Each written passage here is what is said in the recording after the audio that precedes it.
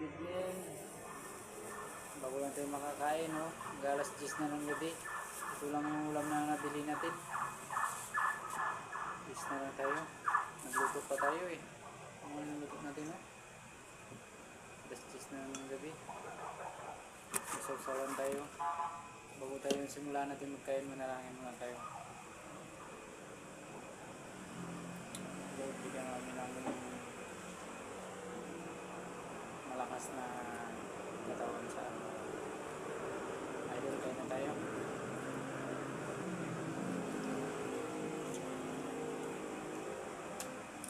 Gutom na mga idol. Over time. Kape na rin tayo.